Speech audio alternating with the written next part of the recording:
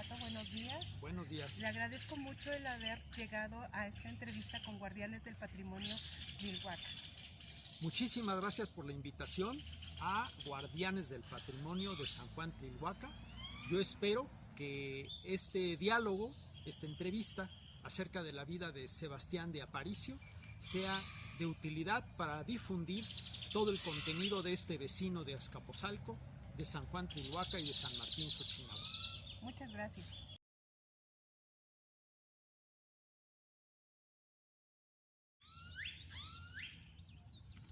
Fray Sebastián, nos gustaría que nos hablara acerca de su familia.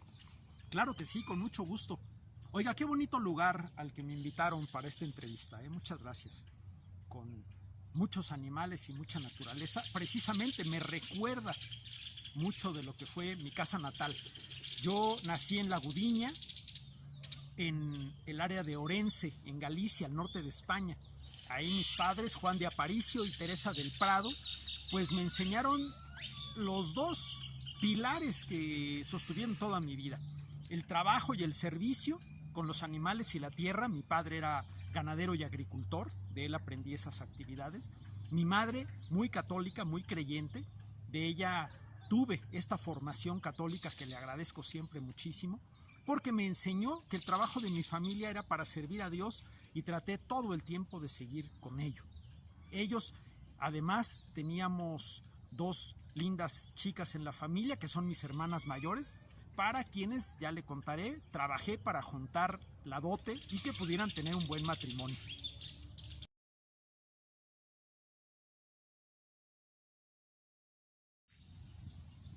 Sabemos que hay una escena de su infancia en la que involucra a una loba. ¿Nos puede hablar acerca de esto? Sí, fue algo tremendo.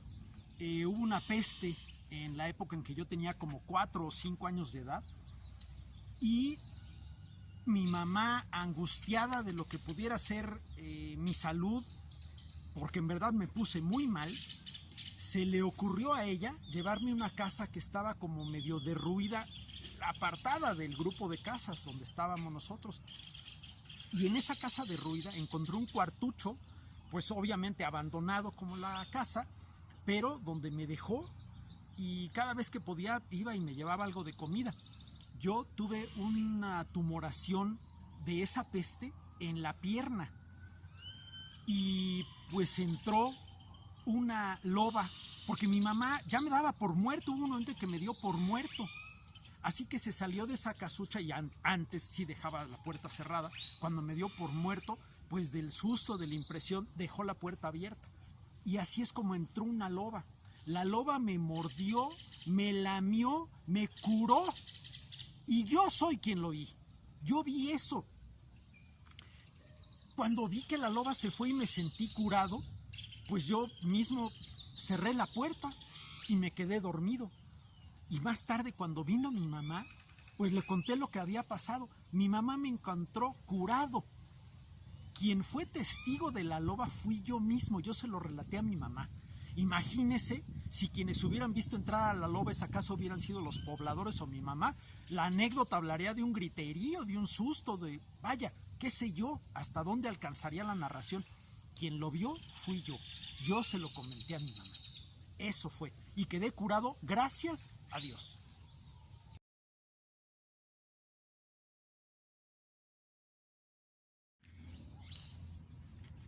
Beato, ¿nos puede hablar de su vida en España?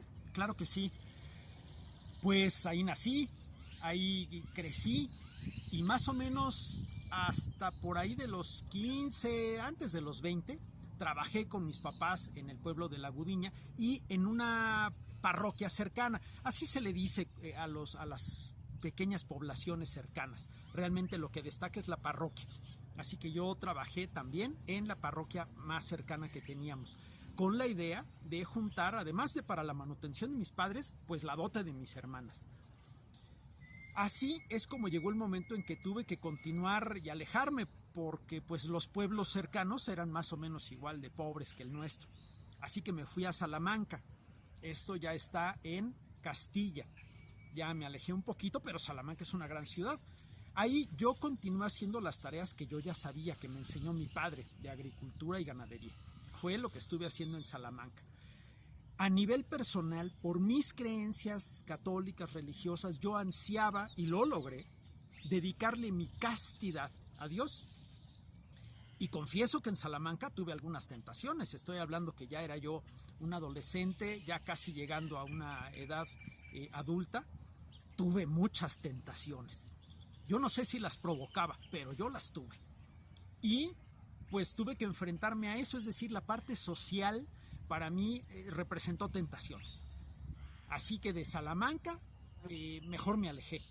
Fui a trabajar a otro lugar, fui ya en Extremadura, a una población, Zafra se llama esa ciudad, y prácticamente fue lo mismo. Pude desarrollar las cosas que yo ya había aprendido de parte de mi padre, conservé férreamente mi fe, y con el empleo que tenía mandaba yo dinero a mi familia para su manutención y la dote, pero pues seguía yo teniendo tentaciones.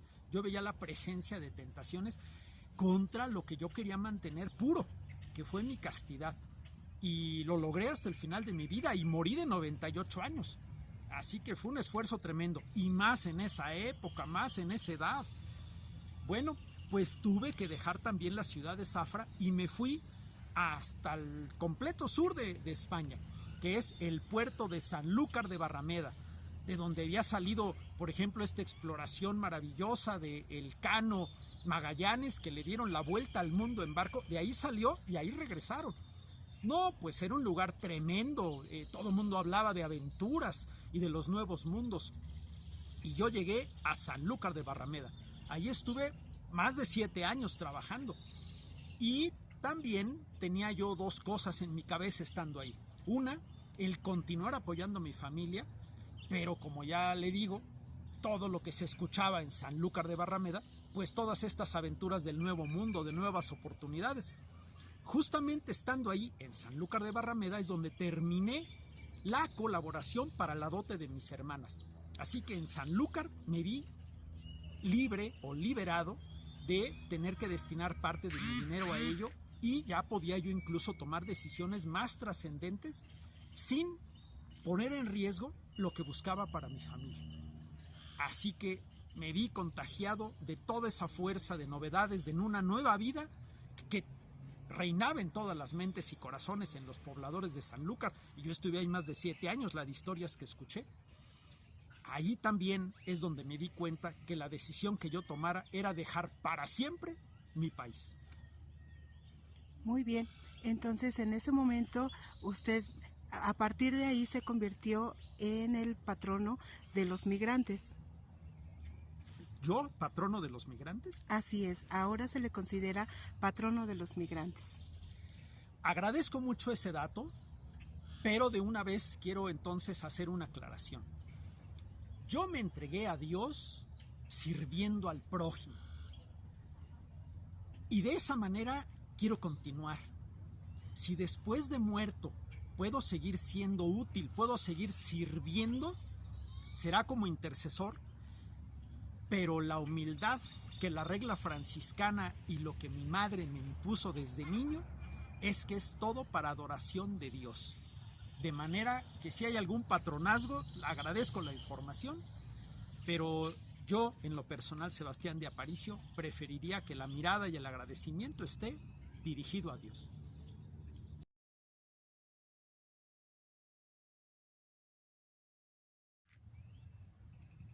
Así que decide irse de España. Sí, pues era la oportunidad y yo ya había cumplido con mi familia. Decidirme hacia la Nueva España, llegué al puerto de Veracruz.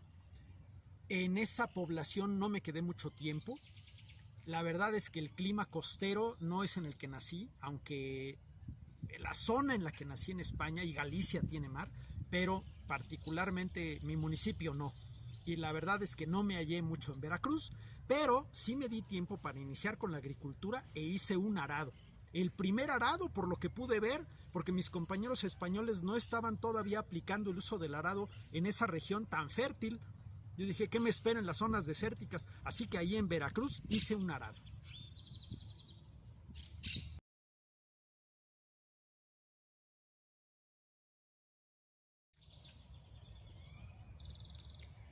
si no se quedó en Veracruz, ¿hacia dónde se dirigió? Me fui a Puebla.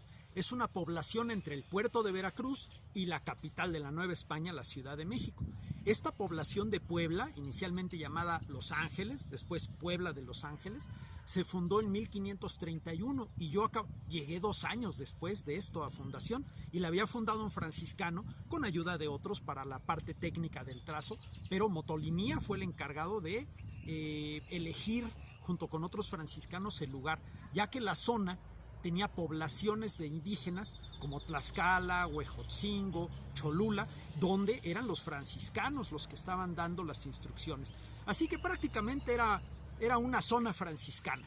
Ya desde entonces también para mí yo sabía que si algún día tenía que acercarme a alguien era con los franciscanos. Bueno, yo llegué a Puebla, me sentí como pez en el agua, una ciudad que a mis ojos era prácticamente española, y de esa manera me sentí tan cómodo, empecé a desarrollar algunas cosas, pero la principal que yo recuerdo en Puebla fue haberme dado cuenta que con ese trayecto de mercancías y personas de Veracruz a México y de México a Veracruz, caray, aquí todavía lo estaban haciendo en las espaldas de los indígenas o apenas en filas de mulas, en recuas se llaman. Utilizar a las mulas como bestias de carga únicamente, pero ¿cuánto le puede caber? Pues yo venía de un lugar que daba la respuesta. Orense está muy cerca del gran camino de los peregrinos a Santiago de Compostela. Y ahí, bueno, el desfile de carretas, sobre todo en el mes de julio, no, pues es enorme. Así que para mí era tan fácil. ¿Por qué no traer esa tecnología de las carretas a esta Nueva España? Así que yo me acerqué a un carpintero, se hizo la rueda, se hizo el par de ruedas, y así fue mi primer carreta, de 2 ruedas, una viga que además me servía pues para atarla a los bueyes, que eran los animales de tiro que yo aproveché. Y lo primero que hice con esa carreta fue llevarla a bendecir con los franciscanos, por supuesto. Así que para mí Puebla fue el lugar al que llegué después de Veracruz y donde desarrollé varias cosas, y entonces me integré mejor a la Nueva España. Muy bien, pues voy a aprovechar para comunicarle que también por esta razón usted es patrono de los transportistas. Que Dios cuide a todos los transportistas, y si mi intercesión puede servir de algo, qué bueno. Pero como ya dije, es Dios quien nos cuida. Que les cuide sus manos y cuide sus caminos.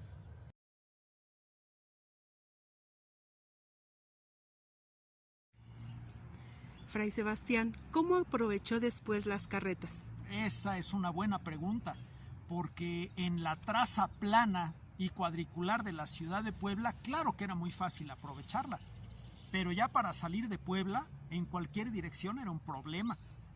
Así que había que aplanar, porque lo que había era sobre todo veredas, digámoslo así, pues peatonales para esos tamemes. Había escalones, había raíces, había que librar algunos riachuelos, pero la verdad es que no estaba condicionado para una carreta. Así que tuve que darme a la tarea de crear los caminos. Esto fue aplanar, y para ello había que estar de acuerdo con la autoridad. Así que ahí fueron algunos trámites, ahí fue donde empecé a entender el mundo, por decirlo así, empresarial, de ponerme de acuerdo con una autoridad para llevar a cabo una tarea de beneficio común, social, entre ciudades, además, en este caso Puebla y Veracruz. Prácticamente conté con un buen equipo de indígenas que me ayudaron a ese aplanado, abrir camino, retirar plantas, piedras, todo lo que nos estorbaba, y con eso logré abrir camino, primero que nada, de Puebla hacia Veracruz, y por supuesto de regreso. Ya el traslado de mercancías y personas fue mucho más fácil. Y después ese mismo beneficio se extendió de Puebla a la Ciudad de México. Más adelante, cuando hubo el descubrimiento de vetas de plata en la norteña ciudad de Santa María de Zacatecas, pues lo mismo. Así que llevamos el camino de la Ciudad de México a Querétaro, y de ahí continuamos hasta Zacatecas.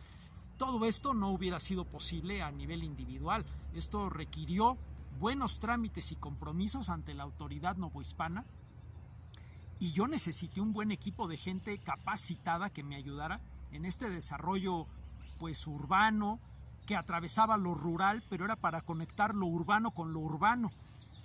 Así que fue un gran equipo de personas que me ayudaron.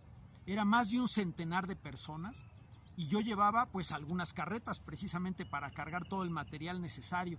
Fueron muchos años de un gran desarrollo y francamente, habiendo yo recorrido en mi natal España desde el norte de Galicia hasta el sur, en Sanlúcar de Barrameda, atravesé mi país de norte a sur, pues aquí lo atravesé de la costa al centro y después del centro hacia el norte hasta Zacatecas, haciendo estos caminos. Así fue como se desarrolló la carreta primero y después los caminos. Muy bien, entonces por eso es que usted también es el patrono de los camineros. De los que construyen los caminos. Así pues qué es. gusto. Yo insistiré cada vez que usted me haga esta amable mención. Todo es hacia Dios y sirviendo al prójimo se sirve a Dios, que fue el emblema y la bandera de mi vida. Y Gracias. claro, esos caminos eran, por supuesto, para todo aquel que en ese presente y el futuro los transitara.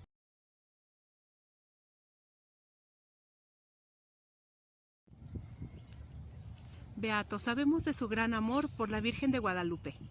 Sí, definitivamente desde mi natal Gudiña, pues allá todos tenemos como patrono principal a Santiago. Pero llegando yo a estas tierras, pues me entero que 2 años antes de mi llegada habían sido las apariciones de la Santísima Virgen María de Guadalupe en el Tepeyac. Y yo lo supe desde que llegué a Veracruz.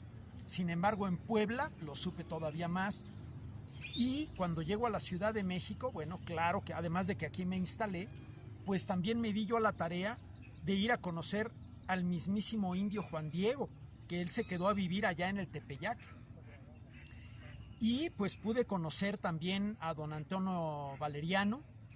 Él estuvo como gobernante de Azcapotzalco, él fue importantísimo rector y maestro en la escuela de la Santa Cruz en Tlatelolco. Fuimos contemporáneos, a mí me pareció muy interesante porque fíjese qué curioso, yo español y analfabeta, yo nunca aprendí a leer ni a escribir, y él indígena y era maestro que dominaba el castellano, el latín y por supuesto el náhuatl, y dejó escrito ni más ni menos que esto que es el Nicanmopohua, donde se narran las apariciones de Nuestra Señora de Guadalupe. Así que, habiendo yo sido contemporáneo de todos esos sucesos y las personas, los testigos de ese milagro, pues siempre la tuve muy presente. Y fíjese que en esto que le platico, que nos fuimos construyendo los caminos a Querétaro y Zacatecas, pues llevábamos el conocimiento, difundimos el guadalupanismo, y digo plural porque también las personas que trabajaban conmigo lo eran. No era yo un excluido y los demás con otra creencia, no, éramos un equipo sólido. Créame que toda esa dificultad de crear caminos en semejantes territorios lo une a uno, se hace uno equipo, se hace uno hermano, el compañero de herramientas para abrir esos fuertes caminos bajo ese sol durísimo. Bueno, pues imagínense que allá en Zacatecas, muy cerquita de lo que podríamos decir la capital, está Guadalupe, así se llama el pueblo, se llama Guadalupe. Y también en mis carretas, una vez que ya iban quedando conformados los caminos, nos hacían también encargo de llevar materiales para el adorno de nuevas iglesias. Y entre ello llevé imágenes de la Virgen de Guadalupe. Así que sí, definitivamente, me honro en saber que mi equipo y yo fuimos difusores del amor a la Virgen de Guadalupe.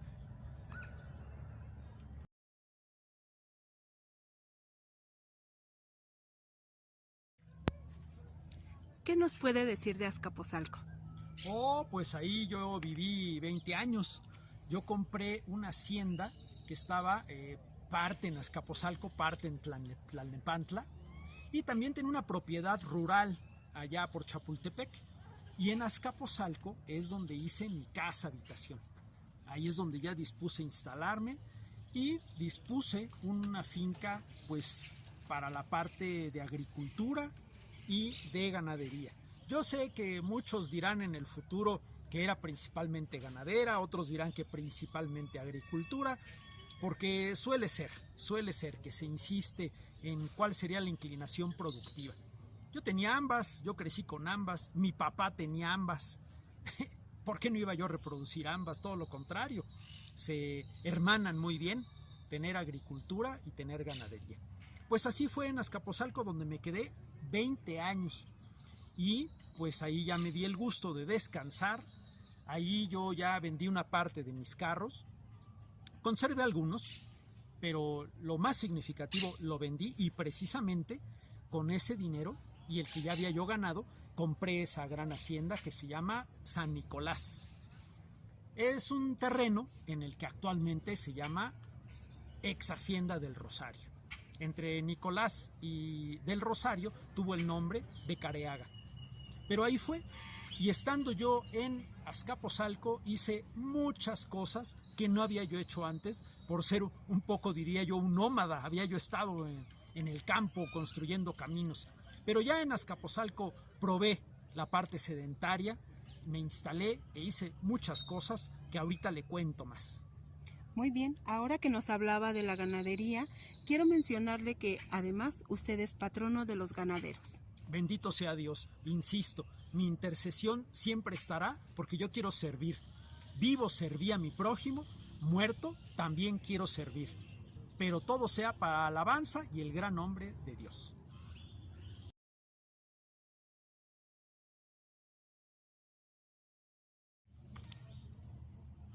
¿Cómo fue la convivencia entre los indígenas y los caballos? Muy interesante, porque cuando se concretó la conquista estaba prohibido que los indígenas usaran, aprovecharan, se acercaran y mucho menos montaran los caballos. Y por supuesto también de bueyes, mulas, novillos, de todo eso era un mundo aparte, estaba prohibidísimo para ellos. Pero yo, para el desarrollo de caminos que después pudieran pasar las carretas, yo necesitaba esa mano de obra fuerte, capaz y conocedora del terreno. Así que fue necesario que las autoridades abrieran las posibilidades para que los indígenas pudieran montar, domar, convivir con estos animales cuya fuerza era vital para el desarrollo de la Nueva España. No ni siquiera nada más de los propios indígenas o nada más de los españoles, de todo aquel que pretendiera vivir aquí. Eran necesarios esos caminos. De esa manera se logró que la autoridad ablandara esa regla y así ellos pudieron convivir, y fue diferente en muchos sentidos a lo que yo conocía de la convivencia entre europeos y caballos en mi natal España. Aquí el gusto era diferente porque además ellos vivieron el fin de la prohibición y también creo que en un sentido de diversión lo adoptaron, no nada más de convivencia laboral o de desarrollo, también fue una proeza nueva para todos ellos. Aquí no había animales tan grandes y que los pudieran domar y tener incluso domesticados. De esa manera fue interesantísimo. Muy bien. Y entonces de ahí nació lo que ahora llamamos charrería. Pues sí, efectivamente, porque es una combinación que demuestra la valentía, que lo mostraban, que daba la alegría porque la tenían.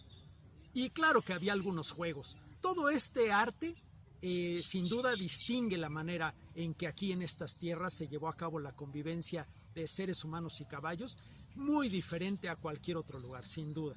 Muy bien, deseo informarle que también usted es patrono de los charros.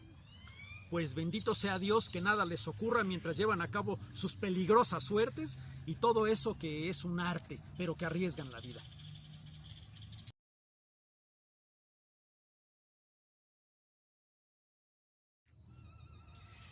Y cuando digo me precio, es por haber servido a mi prójimo y a Dios. Toda la alegría que yo pueda reflejar es por haber servido a mi prójimo y haber servido a Dios. Y también a Nuestra Santa Señora de Guadalupe, de quien ya le platiqué que difundimos el nombre, la veneración y sus milagros. Bueno, algo que también en Azcapotzalco tuve la oportunidad de hacer en mi hacienda es yo que fui migrante, yo que fui alguien que no tuvo dinero, ni oportunidades, ni promesas, y me las tuve que conseguir. Pues aquí en mi hacienda de Azcapotzalco daba yo alimento y hospedaje al caminante, al peregrino y al necesitado. yo había estado en sus sandalias, por decirlo de esa manera. Bueno, pues también me convenía a mí y a mis vecinos, y estoy hablando particularmente a las comunidades de San Juan Tlalhuaca y de San Martín Xochináhuac. Todos ellos eran mis vecinos y todos ellos eran mis amigos, algunos de ellos mis trabajadores. Pues para ellos puse una escuela, digámoslo así, de ciertos oficios.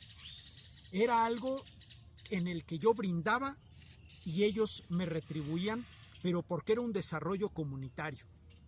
Les enseñé, por ejemplo, el trabajo de las pieles, les enseñé el trabajo de la piedra, les enseñé, que ellos ya sabían, pero yo me refiero para un sentido de construcción moderna, ya que se estaban desarrollando haciendas y nosotros teníamos la mano de obra y el conocimiento, la capacitación para ir a desarrollar esas otras haciendas.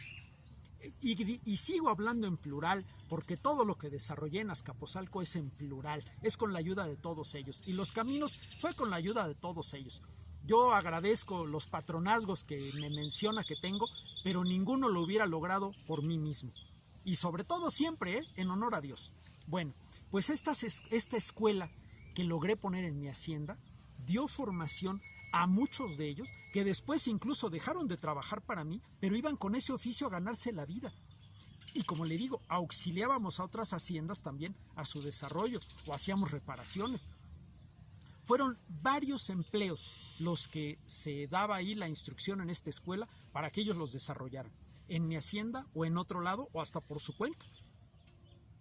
Bueno, pues ante esto también quiero mencionarle que usted es patrono de los maestros.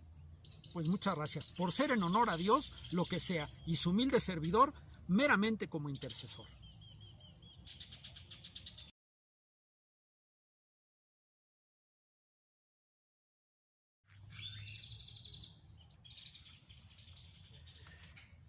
Parte de estas dos propiedades, la que tenía en Azcapotzalco, Tlalnepantla, y la que tenía en Chapultepec, como ya le mencioné, pues también eran haciendas que desarrollaron la agricultura. Y con eso, pues también daba yo abasto, daba yo capacitación, daba yo un florecimiento. Particularmente mis amigos de San Martín Xochináhuac, que tanto están orgullosos de sus flores, que dan nombre a mí, y de todas las plantas medicinales que mis amigos y vecinos de San Juan Tlalhuaca empleaban, y por eso algunos hasta los querían ver como brujos, cuando verdaderamente son sabios. Es un pueblo de sabios. Y mis compañeros, vecinos, amigos de San Martín Xochináhuac, calabaceros, pues bueno, el cultivo ya se les daba. Solamente nosotros hicimos una variedad de semillas y de otros productos. Pero este desarrollo de la agricultura lo tuve en mis dos haciendas. Muy bien, pues ante esto también le quiero comentar que usted es patrono de los agricultores. Pues me da mucho gusto. Además, sabe que casi nadie se acuerda del arado de Veracruz, pero bueno, insisto, todo es por la honra de Dios.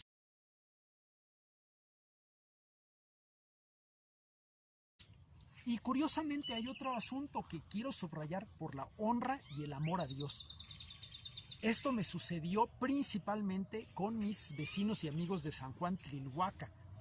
Y es que para la celebración y recuerdo y memoria de sus muertos, pues claro que ya lo había yo visto en otras poblaciones en las que estuve, como por ejemplo en toda esa construcción de caminos. Conocí inmensidad de poblaciones de la Nueva España.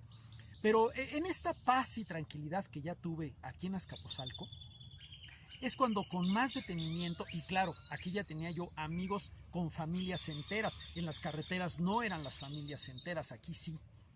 Aquí pude ver cómo cuidaban la memoria de sus difuntos. Y me di cuenta que la ofrenda que montaban tenía alimentos, flores, colores, aromas. Pero faltaba algo que a mí me parece que ponía en mucho riesgo la continuación de esas ofrendas tan bonitas. Faltaba el elemento católico. Por eso yo les invité a que consideraran la colocación de una cruz como elemento principal y central en esas ofrendas de muertos. Afortunadamente me hicieron caso y fue aquí, en esta zona, donde se empezó a hacer el acomodo ritual, el acomodo emocional, amoroso que hacían para sus difuntos, con una gran cruz al centro. A veces esa cruz se hacía hasta con pétalos de flores. Y hasta la fecha se sigue haciendo porque nunca fue algo que violentara la ley que llegó con los conquistadores. Se aceptó esa construcción y esa mezcla que se fue dando de manera natural, porque además aquí había un gran concepto estético y amoroso, que eso es una ofrenda, es una combinación estética y amorosa. Integrar la cruz de la nueva religión no fue cosa difícil, al contrario, la misma cruz se vio decorada, la misma cruz se vio integrada. Así como ya hablé del entendimiento en la parte de lo que es charrería, pues igual en el entendimiento de este montaje ritual y además íntimo, porque incluye los alimentos que prefería el difunto. De esa manera tan a fondo llegó la mezcla y todo eso surgió de esta zona. Por eso la pregunta de Azcapotzalco se responde con muchas palabras.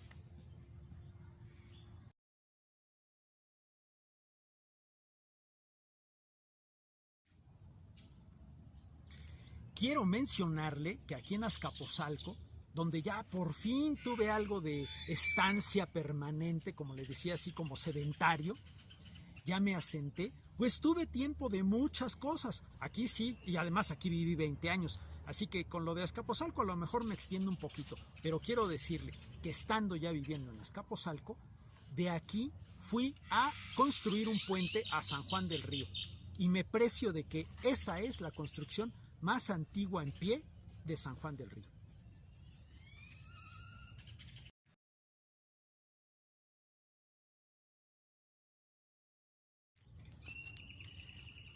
En Azcapotzalco llevé a cabo algo diferente, muy diferente a todo lo que ya había yo hecho en mis 60 y tantos años anteriores, y fue casarme.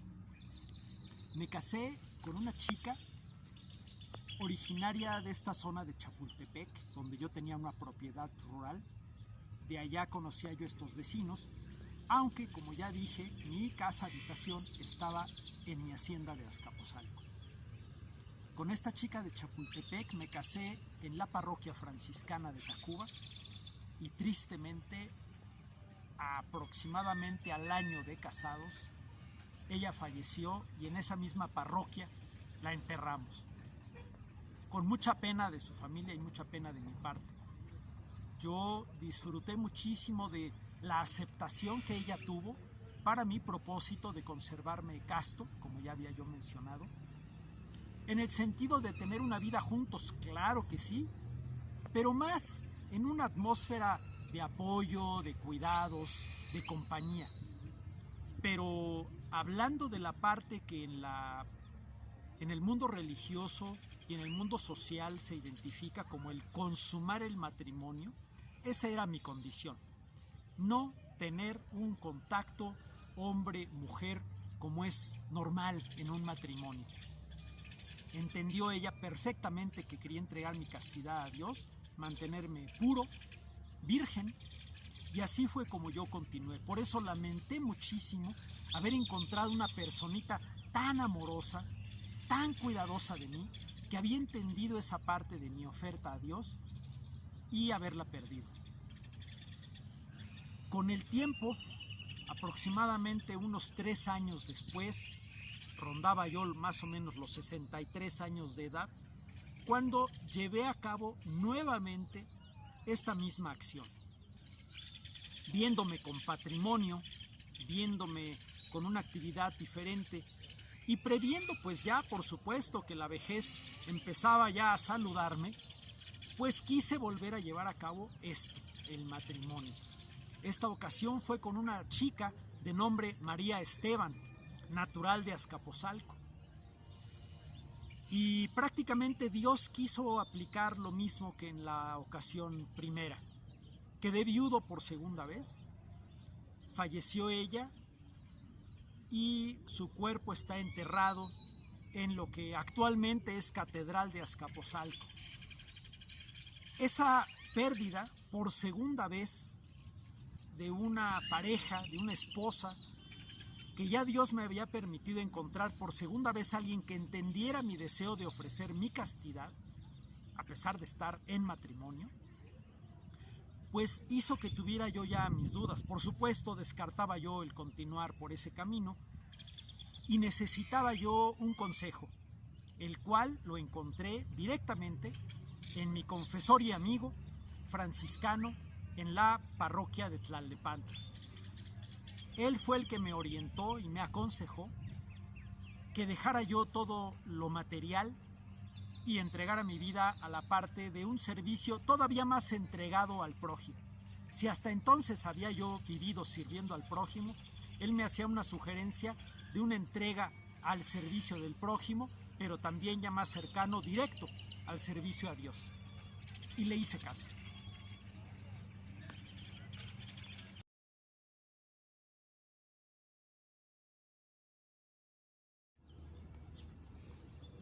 Y bueno, ¿qué decidió entonces después de lo que le dijo su confesor? Pues lo primero que hice fue calcular qué hacer con mi parte material. Prácticamente mi caudal, que podría estimarse en aproximadamente 20,000 pesos de esa época, la gran parte lo entregué a las Madres Clarisas, cuya orden religiosa estaba en una verdadera amenaza de desaparecer aquí en la Nueva España. Lo entregué a ellas, una muy buena parte de ese caudal, a condición de que me recibieran como donado. Y yo trabajé para ellas en calidad de doné mi ser para continuar sirviendo al prójimo y sirviendo a Dios. Estaba yo como portero y ayudante de diferentes tareas en su convento. Y bueno, sin duda, para una orden que vivía de recursos económicos que daban las familias como dote por ser ellas ingresadas como esposas de Dios, pues yo prácticamente ayudé en esa parte económica, que era en ese momento el verdadero problema de las Clarisas. Y sé muy bien que hasta la fecha hay un agradecimiento enorme, porque en San Juan Tlilhuaca hay 2 monasterios de Madres Clarisas que sé que observan un gran cariño para el recuerdo de Sebastián de Aparicio. Después de ese ejercicio espiritual, el resto del dinero que yo había conservado lo orienté a mis grandes amigos indígenas y necesitados, porque también decidí ya entregarme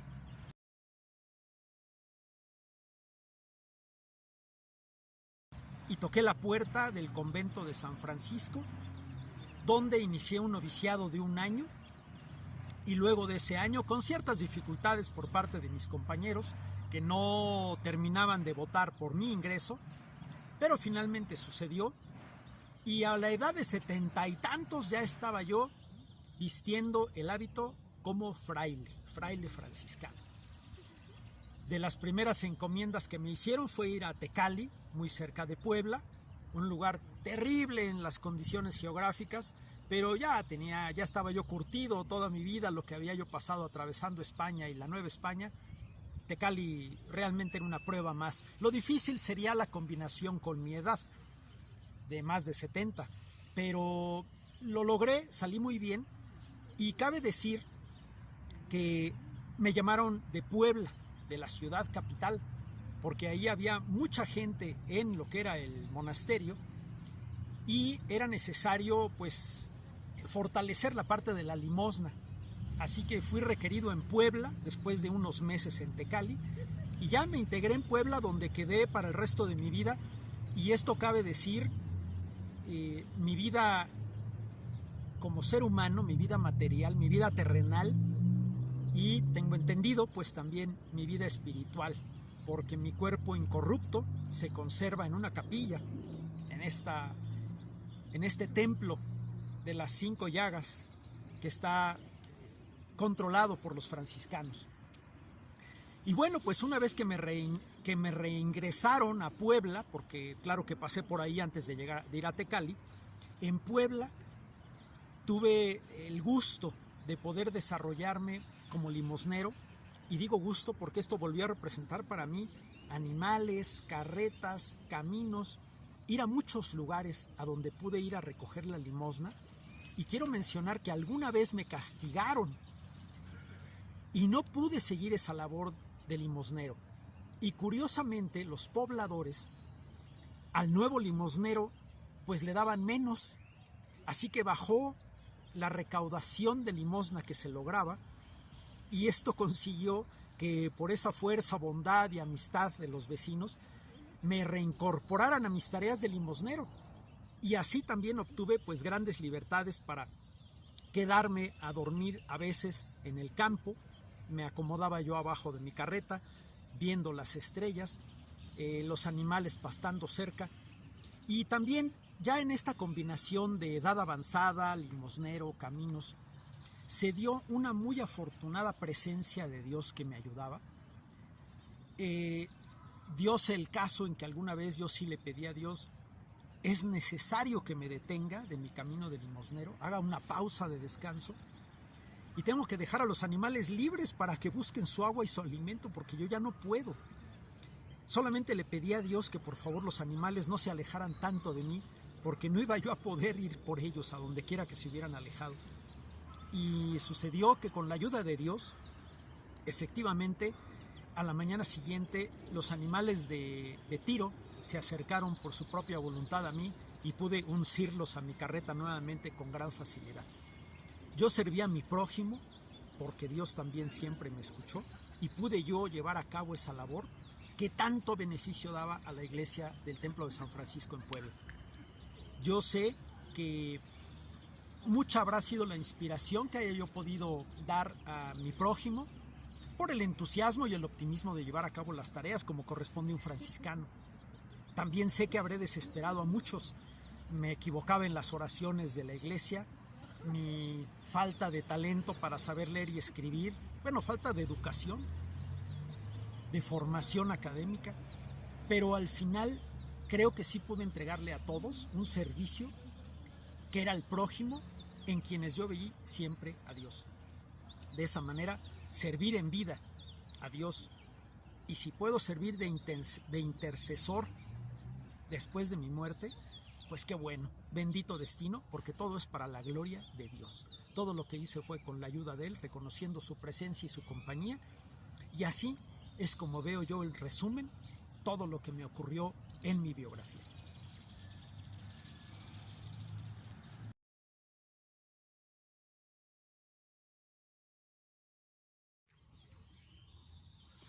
¿Considera que en vida fue artífice de algún milagro? No. Definitivamente los milagros solamente los opera Dios. Los santos pueden ser intercesores, los beatos, los siervos, incluso quien no esté reconocido por la iglesia con esa determinación, con esa calidad. Todos los que aspiramos a llegar al reino de los cielos, pues estando ante la presencia de Dios podríamos ser intercesores. Yo aspiraría, por supuesto, que haber trascendido de la vida terrenal a una existencia espiritual, pudiera yo estar, por supuesto, ante la presencia de Dios. Desearía merecerla. Si mis compañeros en el plano terrenal han sido inspirados por algo de mi vida o han sido afectos a la confianza de que yo operara alguna intercesión por ellos, encantado, porque como he dicho, quiero servir. En vida lo hice siempre, y en mi muerte también quisiera.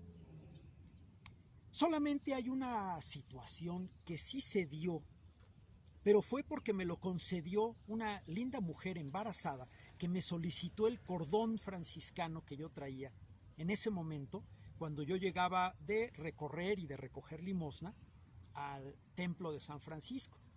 Y en el exterior del templo ella me pidió que le obsequiara yo mi cordón franciscano porque estaba embarazada y quería tener un buen parto.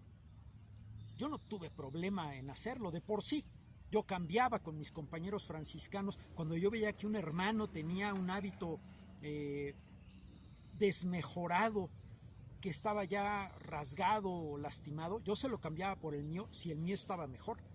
Así que dar mis prendas sí fue algo que llegué yo a hacer. La diferencia es que normalmente yo era el que lo solicitaba, cambiarlo a un buen hermano por el mío que estuviera mejor que el de él. Pero ese fue el único caso en que una persona me solicitó una prenda mía para recibir una ayuda. Por supuesto que no me negué.